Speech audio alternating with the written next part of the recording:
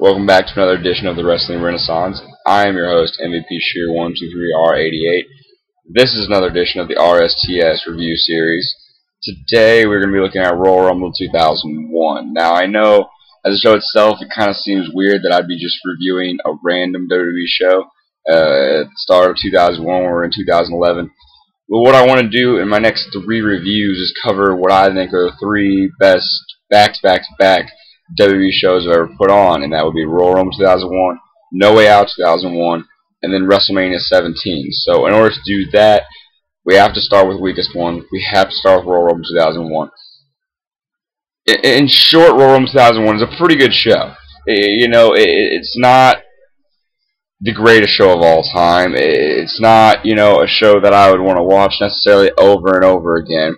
But it does have a match on it that's, a Match of the Year candidate, and it does have a lot of other fun matches. Only one match goes over 4 stars for me, but the rest of the show is solid enough that it gets a solid recommendation to watch. So let's just start right into this review. We start with Edge and Christian versus the Dudleys. Edge and Christian coming as the champions.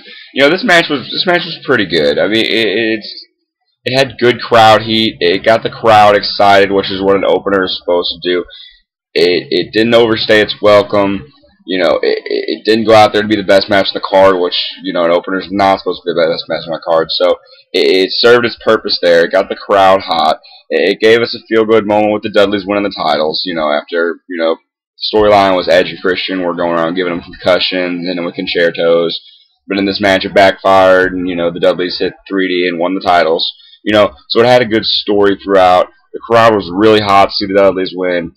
It wasn't anything special about home or about. This wasn't the best match these two teams could have, but it was serviceable enough to where I enjoyed it. I'm sure a lot of other people enjoyed it. We weren't looking for a 5-star classic here, so I'm going to give this about 2 3/4. The crowd was hot. The match was fine for what it was, a good 11-minute match. What an opener should be. Then we had the Match of the Year candidate match, the match of the night, which I'm not as high on as some people, but it was still just a damn fine match. Chris Benoit and Chris Jericho in a ladder match. These two had a feud that went on for about a year, starting at Backlash 2000.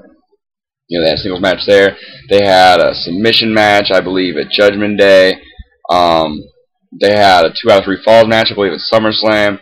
They just had all kinds of matches. And it all eventually led to this at No Way Out, or not No Way Out, at Royal Rumble. It led to a ladder match, probably the stiffest ladder match we've seen, and probably one of the better singles ladder matches we've seen. I give it 4.5. Some of the spots in this are ridiculous. The Benoit dive into the chair. Looking back now, it's kind of, on the darker days of Benoit, it's kind of like, oh, I wish he wouldn't have done that, because I do believe that took a lot out of that chair shot. I mean, that chair shot was wicked. But in the context of the match, it just looked ridiculous, and it was a great spot for the match. But now I wish it wouldn't have happened. I kind of feel bad about this match, but Jericho getting thrown to the ladder multiple times, just the intensity of both wrestlers. Anyway, added in with using a ladder, it just made this match and then the intensity of this match unreal. And some of the spots they were doing, it's just like, even for 10 years ago, would still stand up today. I don't think anybody's going to dive through the ropes and get hit with a steel chair right in the face. And I don't think anybody's going to just, take some of the spots these guys were doing in their matches. I mean, these guys had great match after great match on every show. I don't think they had a bad match. I remember the 3 matches I just announced all being 4 stars or higher. This one being 4.5. A lot of people giving it 4 3/4. The psychology in this match was great. The walls of Jericho on top of the ladder was just a great spot to see. It was a wonderful visual for the fans. Great match, 4.5. They laid it all out on the line. They gave us a truly special ladder match. Some people probably say it's the best ladder match ever. I wouldn't go that high, or best one-on-one ladder match ever. I wouldn't go that high. I still think Michaels and Razor Ramon from SummerSlam, I actually enjoyed that one better than WrestleMania. I still think that one probably is the best one-on-one ladder match. Maybe I need to go back and watch those two again. I don't know. Then we had Chyna versus Ivory. I don't really know what to give this. It was fun watching Chyna squash her.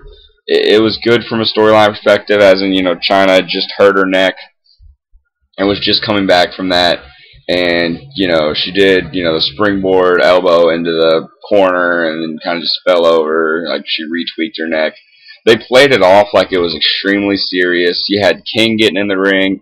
You had them getting in the ring. They did, you had JR playing it over commentary. You had Billy Gunn come out there even. He had already cut a promo with her saying, hey, don't go out there. And she's like, no, I'm going to be fine. You worry about the 30 guys you're going to face. I'll worry about the one chick I got to take care of. Ivory getting the win. And, but they played it off like it was a serious angle. They played it off like she really got hurt. I don't know how to feel about that. I get that you have to play that off, but I think some people would actually be really scared for her. And, I know that's what you're supposed to do in wrestling. She's not really hurt. But it kind of sounded like they took it too far even here. I mean, part of me liked the angle and liked that it was like that, and part of me didn't. But the angle, it really hit home because everybody in the stands actually thought she really hurt herself, and it came across as believable. It was a believable angle the way they did it. The match itself was like 3 minutes, and trying to squash someone is always fun. I give it a star. Yeah, maybe a little high, but there was nothing bad to the match, and the structure was very well done, with Chyna just destroying Ivory. And then she gets hurt, and Ivory wins in the fluke. That sets up for the WrestleMania 17 match, we will get to in a later review.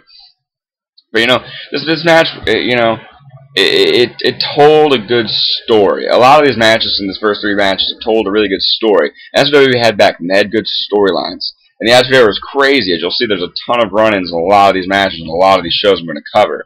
But it made for a fun and exciting show.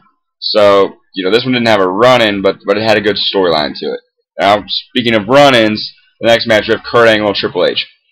This match started out very good. It was heel versus heel for the title, which doesn't make a ton of sense, but the match itself, when I was watching it, it started out like it was going to go to, say, 4.5 quality for me. Not 4.5, 4 1/4. It was going to go to 4 1/4 quality for me, is what I thought as we were going along. Triple H did a wonderful, masterful job of working over Kurt Angle's leg throughout the entire match. Just destroyed his leg.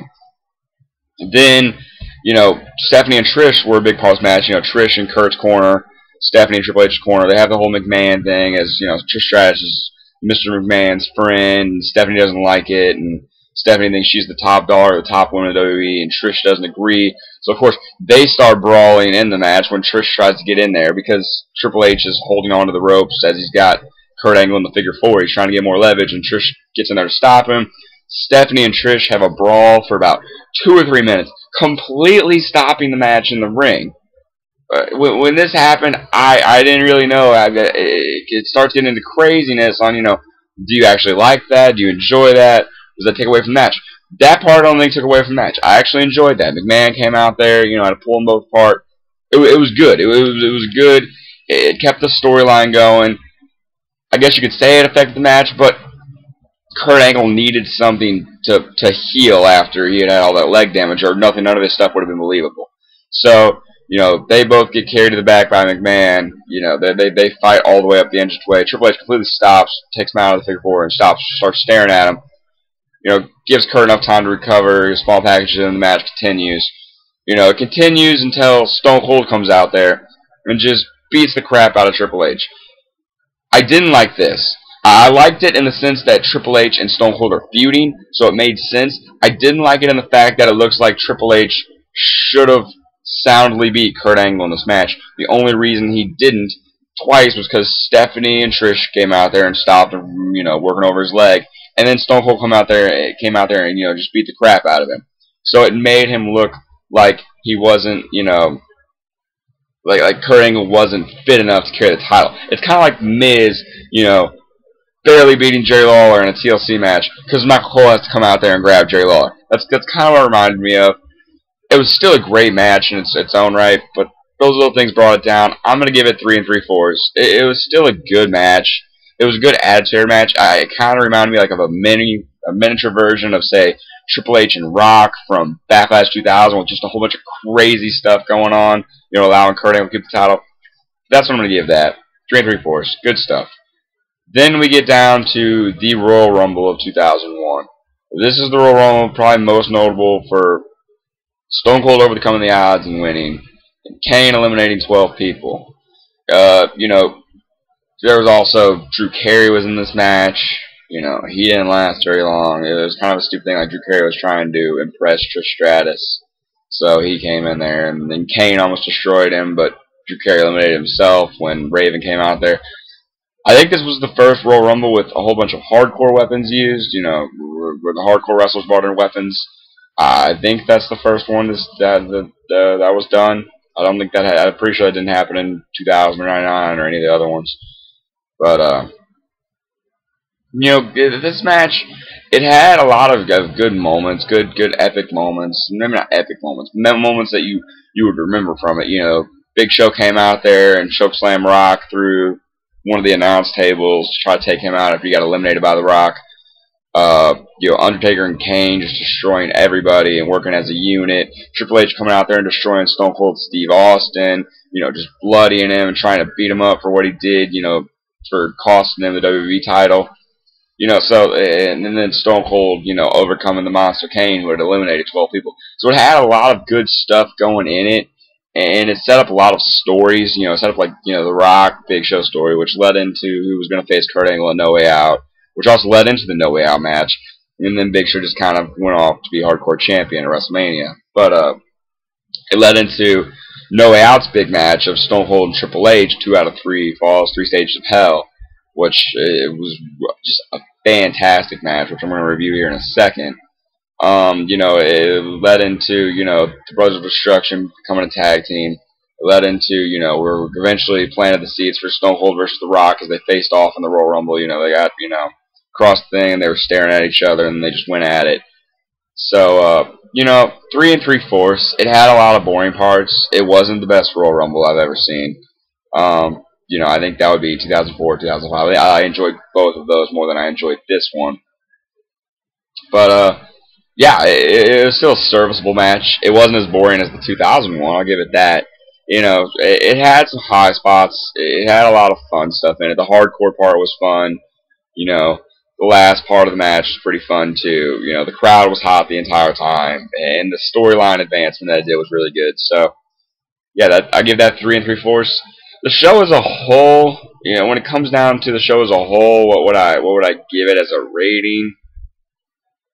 I'm going to go ahead and say 8.25. You know, it was a good show, but there wasn't anything on here that I really need to come back and see besides the ladder match, and I didn't think the ladder match was as good as a lot of people did. I mean, I give it 4.5, which would still be a match of the year candidate, at least at the time, but it didn't have anything that it's like I need to go watch this whole show over and over again, which is what No Way Out 2001 and WrestleMania 17 have. So I'm going to go ahead and give it 8.25. Still a really solid show.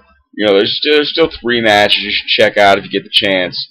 It had really good storyline progression, and it really leads up well No Way Out 2001, and even makes that show better, which is a you know, hard thing to do. And No Way Out 2001 is already one of my favorite shows, you know, WWE's ever put on. It might even be better than WrestleMania 17, but we're gonna get to that here in a second. So thanks for watching my review, guys. You know, tell me if you enjoyed it. You know, comment on it. Tell me what you think. Tell me what you think of the matches themselves. Tell me if you think I was too high or too low on anything. You know, subscribe to my channel. I'm gonna bring in a lot of, you know, cool stuff on this channel hopefully soon. We got these other 2 reviews to do. I'm gonna do a SummerSlam review when that happens. That'll be my first, you know, actual Show of Now review. And yeah, peace.